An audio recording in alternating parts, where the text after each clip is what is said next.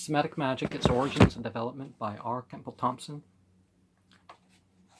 Part 3, right? Apparently from the mutilated line which follows. And now the ringing is cut. The bewitched man here begins to destroy the ship with the figures of his tormentors inside it, and finally it is cast into the fire and burnt. This method of baking a ship full of one's enemies was not confined to Babylonia, for there was a very curious instance of it, related in Nectanebus, in the Ethiopic tradition of Alexander the Great. In addition to the ordinary charms of this character which the Egyptian magician possessed, such as influencing Olympias by means of a figure made of plants with magical properties and inscribed with her name, he was able to overcome his enemies in the following manner. Now as concerning this man, whenever his enemies lifted themselves up against him to do battle with him, he did not march out against them with soldiers and armies and an array of spears, but it was his wont to go into the palace and to shut the door upon himself. He then took a brazen vessel, and having filled it with water to resemble the sea, he muttered over it certain words which he knew. If the enemy came against him by sea, he used to make models of ships out of wax melted over a fire, and to place upon the water these waxen ships that were intended to represent the ships of the enemy which were on the sea.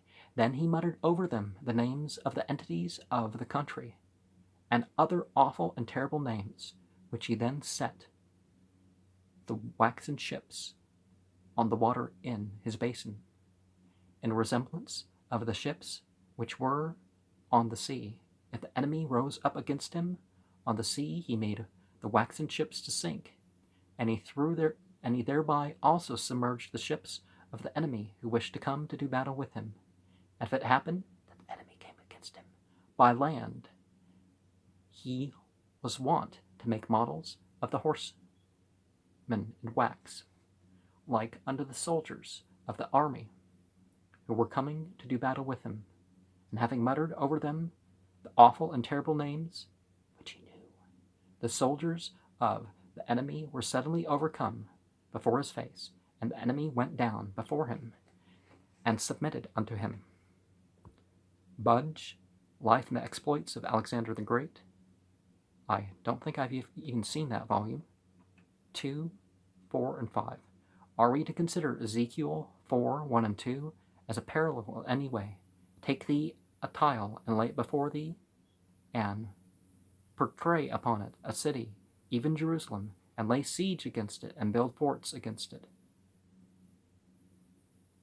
Among certain tribes, demons are expelled by being sent away in vehicles of various kinds. Fraser says that a common one is a little ship or boat. For instance, he quotes 397, I guess, of the 12-volume set. Francois Valentin Uden Niou Ost Indine 3:14, who describes a rite in Karam which takes place when a village suffers from sickness. A little ship is made and filled with rice, tobacco, eggs, and so forth, and the sicknesses are addressed in a valedictory incantation, as though they were demons, and adjured never to return. The ship is then carried to the seashore and allowed to drift away. Similar ceremonies are in vogue in Timor-Laut and in the island of Burro, and I see many other interesting forms of the same ceremony. Note also the end of an incantation against spirits among the Malay, and a boat ceremony which bears a great resemblance to the wording of the Syrian spell on page 25. Go ye to the ocean which has no wave, and the plain where no herb grows, and never return hither.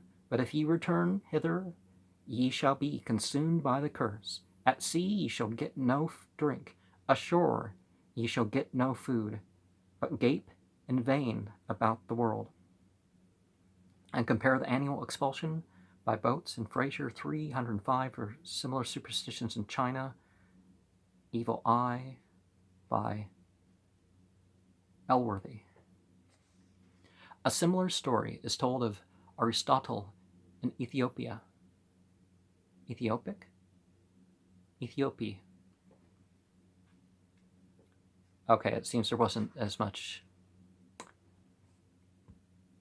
complete agreement about spelling and westernized names for some of these countries. But 4.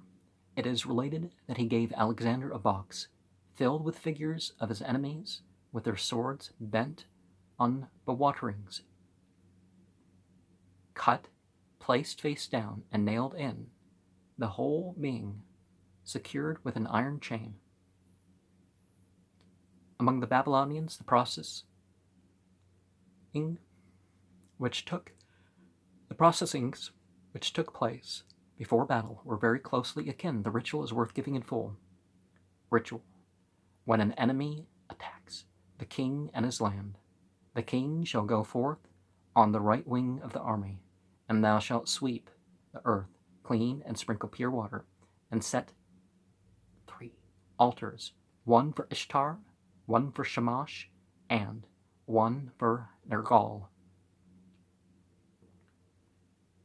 So east and west, south and north maybe, and offer each a loaf of wheaten meal, and make a mash of honey and butter, pouring in dates and meal, and sacrifice 3 full-grown sheep.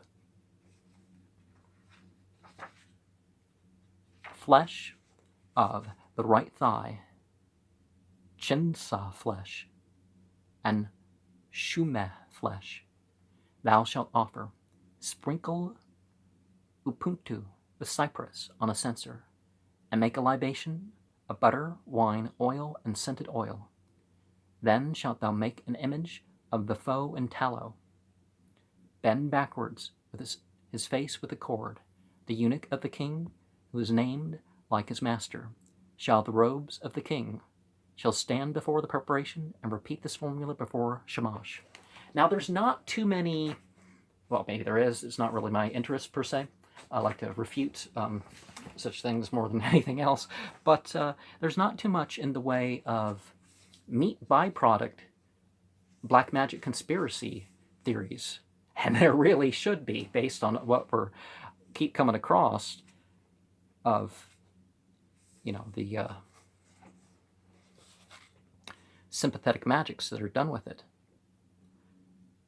Zimmern, Ritual Teflon, 173. Fraser, in his Golden Bough, 114, quotes a similar custom among the Hindus from Hillebrand, Verisht Opfer, Un Zauber, in which effigies of the soldiers, horses, elephants, and chariots of a hostile army were modeled in dough and then pulled in pieces. For other Semitic customs before going into action, Robertson Smith quotes 1 Samuel 4:7, the Carthaginians with Philip of Macedon, and the Arab tradition, Yaguth went forth with us against Murad. Curtis, Biblical World, 2397, describes the preparations for battle among the Ru'ala, a subdivision of the Aneze, how they sacrificed to Abu Duher,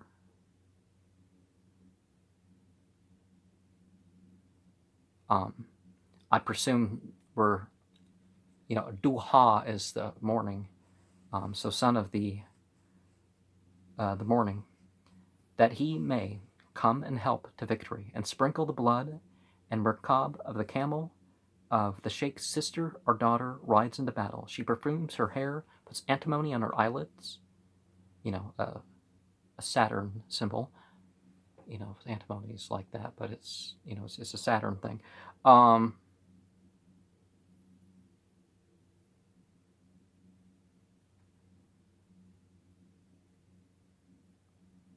There's like the 3 thing.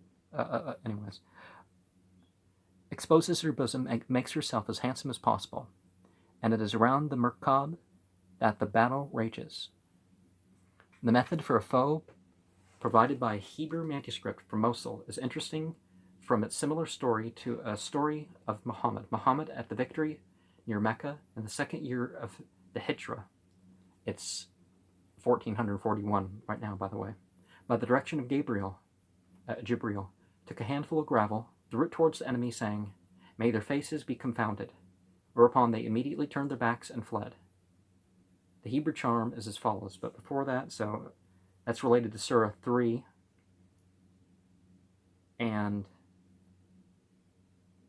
throwing sand, we compare a story in Ethiopia, which relates that the disciples came to a place where many demons were assembled, but on their taking up sand in their hands and looking up to heaven with the prayer, "Disperse, O Lord, all demons who beset us. By the power of these, thy holy names, close their mouths and destroy their power."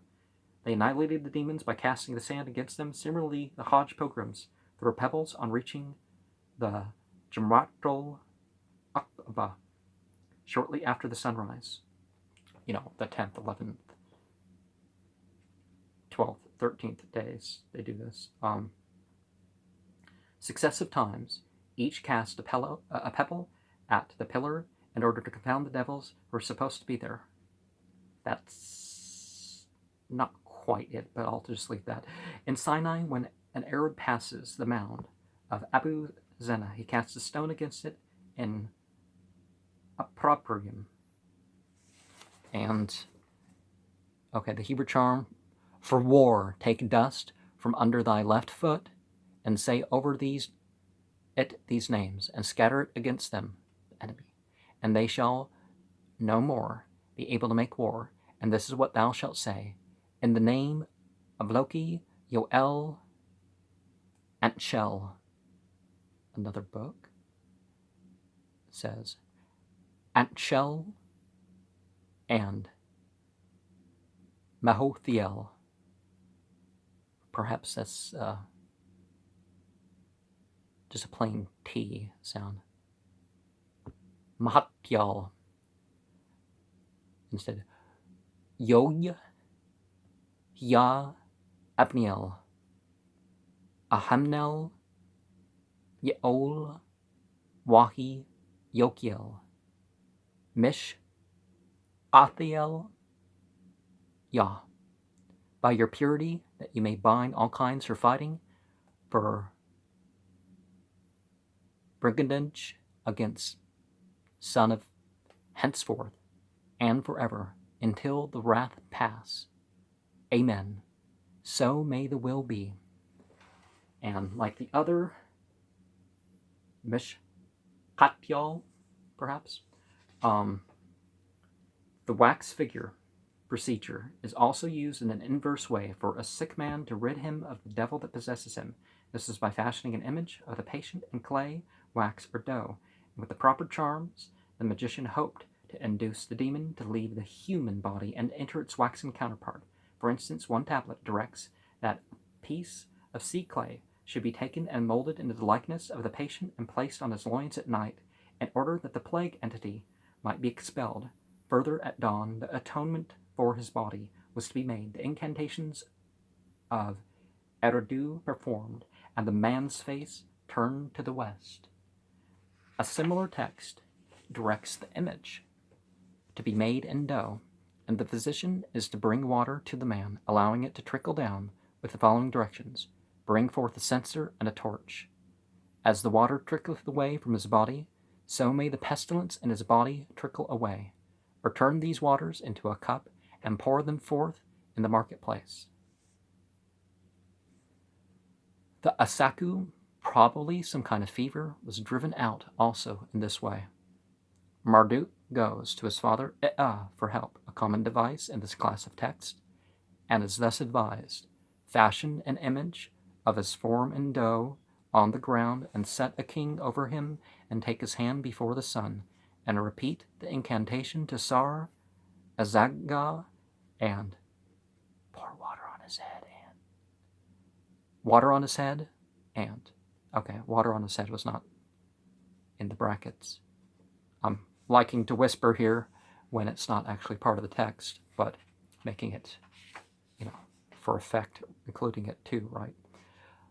Another late Hebrew charm prescribes the same kind of thing. If thou wishest to heal a man from enchantment or an evil spirit, or from folly, madness, or from any of the things mentioned, then draw the picture of a man on virgin parchment with both hands outstretched. Under the right hand draw the image of a little man, and write on his shoulder, Ariel. At his feet draw the image of another man, but draw it with red ink, for this is an angel appointed over fire, and write on his shoulder, or variant on his forehead, Mahabiel, and under them the following conjuration: I conjure thee, Raphael, thou and thy servants who are called by thy name, and whose name is included in their names, Rahabiel, Thaniel, Ariel, Lahabiel, in the name of Azbuga, that thou healest, and so from all illness, and all hurt, and all evil spirit. Amen, amen, amen. Selah, Selah, Selah. Okay, so the exact spelling that we're looking at, I'm not quite sure, but Selah is a word for a ritual prayer. You know, you presume certain positions, you face a particular direction, you there's implication of singing, but you know, you're vibrating of music or something, but you're vibrating the tones here, which it'd be very important to actually give us real spelling of these names if we're going to use these ritually, but we're called to ritual prayer, just like the Psalms, when they mention that, they're saying this is meant to be used in ritual. Or they're saying, go, perform ritual. The picture of a man was reckoned quite as effective as wax. A manuscript from Mosul in Hebrew provides that if a figure of an enemy is to be painted in saffron on parchment with his name, with various signs inscribed upon it, and put in the earth with his left hand until he tread on it, then finally it be pounded with a hammer, so shall the enemy be smitten and have no rest either day or night. Of an image of an angel was drawn in the love charm with the thunderstone, Eben Barak, and placed thunderstone. What stone is that really? Do I have one of them? And placed on a closed door. That door would open by itself, and there it's not quite Islamic tradition, but thus we see the reason why saffron ink is used for some amulets that people do with the Quran. Write the Quran in something and then wash it off the paper, and or bury this text in corners and that sort of thing. It's like one of the rituals in the series Labartu directs that on the first day in the morning the figure of a Labartu or hag demon shall be made, as one that is bound in prison, and 12 cakes of some peculiar meal laid before her, and a libation of water poured out. A black dog must then be added to the figure, the heart of a young pig placed under mouth, and the offering made of mature fruit, white bread, and a salve box. The incantation which accompanies this ceremony is to be repeated at dawn, midday, and evening, and the figure is to be put at the sick man's head for 3 days, and on the 3rd day, as the day draws to its close, it is to be buried in the corner of the wall. A mutilated tablet. In a mutilated tablet, a prescription is given for healing some disease or plague. After the recital of a long chant, the sorcerer makes a small figure of the patient in clay, and then binds the hair of a white goat and the hair of a black goat round his head. The clay figure is then laid on his body. The incantation of Ea is performed, and the patient's face is then turned to the west, and by these means the evil influence is removed. A curious parallel is to be found among the Malays, both from its similarity to the preceding and also in its use of the particolored cords, of which more will be seen later. The Malay magicians have a practice of making little images of doe, of beasts, birds, etc., which are placed on a sacrificial tray together with betel leaves, cigarettes, and tapers. Back in the day, they might have used marijuana. One of the tapers is made to stand. Well, the Malay is not Taiwan. I don't know how far marijuana use goes back. Taiwan, it really seems to go back further than India, which doesn't quite sound right. But One of the tapers is made to stand upon a silver dollar, with the end of a piece of particolored thread inserted between the dollar and the foot of the taper, and the other end of this thread is given to the patient to hold while the necessary charm is being repeated. The devil is supposed to enter the images. As soon as this has happened, the magician looses 3 slip knots and repeats a charm to induce the evil spirit to go, and throws away the untied knots outside the house. And there's a charm in Malay Magic Skeet 432 that says, "The charm begins, I have made a substitute for you." And let me also remind you that, okay, the devil, this devil, a devil is probably, let's be more accurate with that. The uses is partly corded. The use of this particolored cord occurs elsewhere in Malay sorcery. Oh, well, I read the wrong note, but that's the note that I meant to I read for the wrong number, but that's the note that I just said. Similarly are the methods of Indian conjurers to remove devils. They take water from 7 or 9 places, put it in a new earthen pot, together with a few of the leaves of 7 or 9 different trees and plants, and read once over it. If intended for the removal of the devil, enchantment, etc., certain chapters are, if to change bad luck, they read a chapter, and after blowing on the water, set it aside. They then place in front of the patient a human figure, or that of Hanuman, the monkey-headed entity.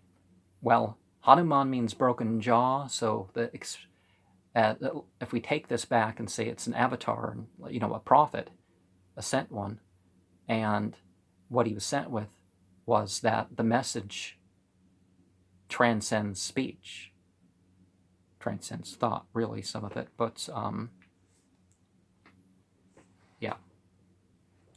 Tie to its neck one end of a cord from 3 kinds of colored thread, and the other to the patient's waist or neck, for whom they deposit coconuts, flowers, or a piece of yellow cloth, etc., and taking 9 lines, then repeat the At-ul Kursi, Surah 2, 255, I presume, Ayatul Kursi, yeah, verse of the footstool, over each, and divide them into 2 placed on the head, shoulders, loins, back, knees, and feet of the patient respectively. Then bathe them with the above-mentioned pot of water. In bathing, they necessarily dig the place a little, to allow the water being absorbed into the earth. For should any other person happen to put his foot on the water, the same misfortune would befall him as did the patient.